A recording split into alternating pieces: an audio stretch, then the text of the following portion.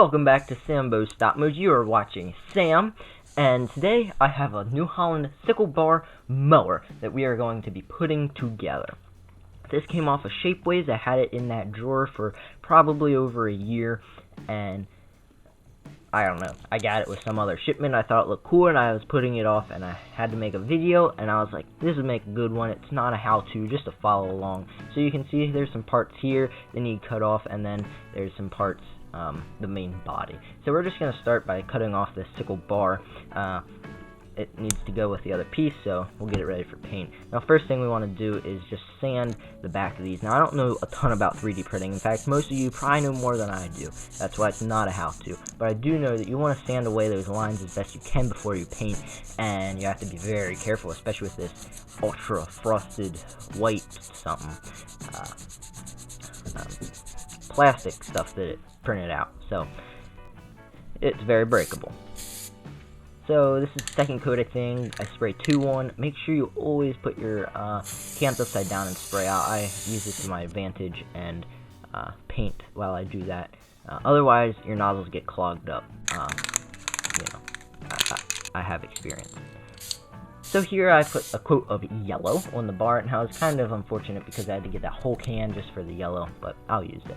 So especially these where the paint dries weird on some 3D printed parts, and I want the paint to dry fast, I put it in front of the wood stove, only in the winter, and it dries nicely. So we just gotta get these pieces up and off, get that out of the alligator clips, and then the other piece is a little bit, it's a little bit stuck. Knife will pop it off, and it took a little bit of my cardboard off. Ugh. So this sickle bar will go right in here, and we need, looks like we need a pin or something to fill that in. Looks okay now. It's just the red and yellow. Looks a lot better than it did, but So what we're gonna do here is cut this bad boy off. This is like it goes on, the top connects as a 3-point and the bottom doesn't. It's kind of like a quicker way to hook up, I guess. We actually have a real one of these in real life, but we never use it, so I never got to hook it up to the tractor at all. But I did take pictures of it. I won't be showing them here, though, because they're low quality. So we just trim off some of this extra plastic, I guess, when I cut it, and then we'll do some detail painting up there.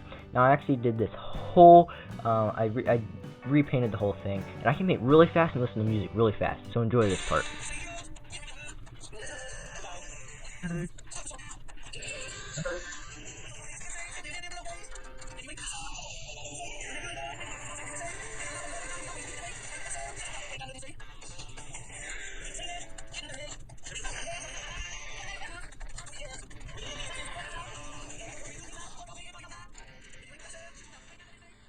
So let me know if you enjoyed that.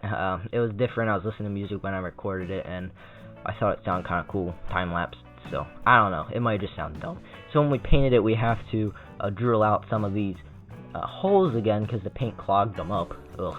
And then some of these pins, I was kind of confused at what these were at first, and then I concluded the best thing I could think is they're pins to hold this stuff together.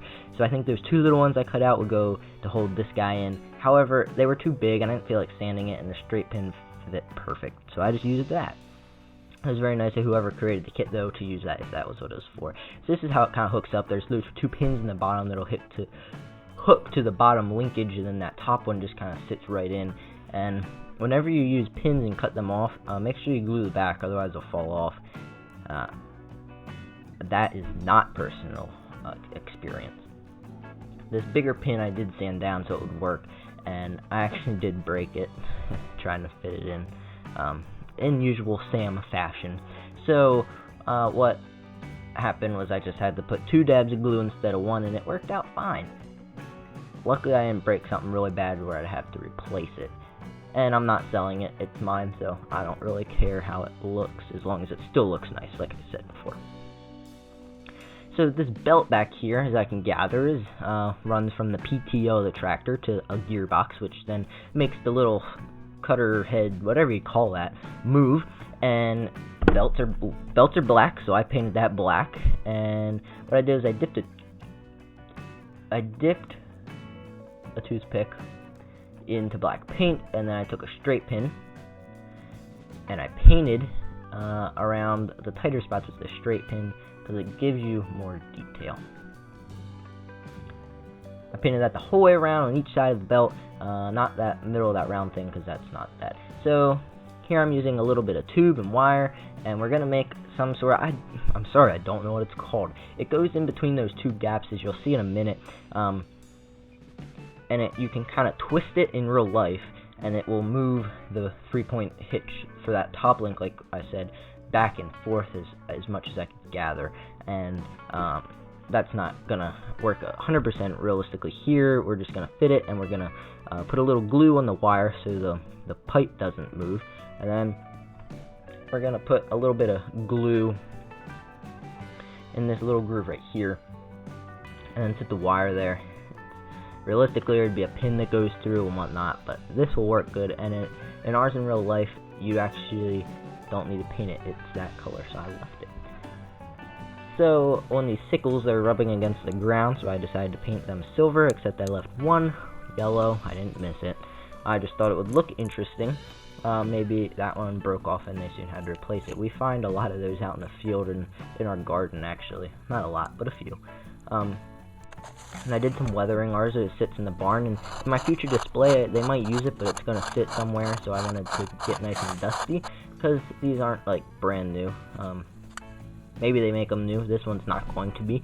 So I just put some of that whitish dust into a little brown in, and I dusted it over it heavy, and then you blow some of it off, and that really makes it nice and look kind of worn. I couldn't find a way to stick the brown stuff to the end of the sickle bar because ours is dirty and rusty, so I just drew on it right with the block of chalk, and that worked good. And realistically, maybe I should have covered the whole yellow thing with that, because that rubs against the ground. That had to get messy real easy, but I didn't want it.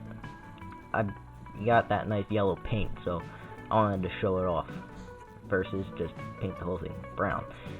So that's really all that went into this little sickle bar mower. I have a couple tractors. It doesn't fit exactly to even the ones with 3-point hitches, but I hope you enjoyed it.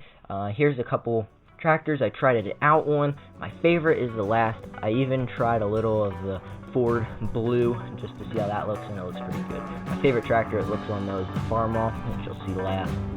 So thanks for coming along for this ride. The channel is growing, so make sure to like and comment and share with all your friends. We're almost at 1,000 subscribers, so thank you so much, and thanks for stopping by.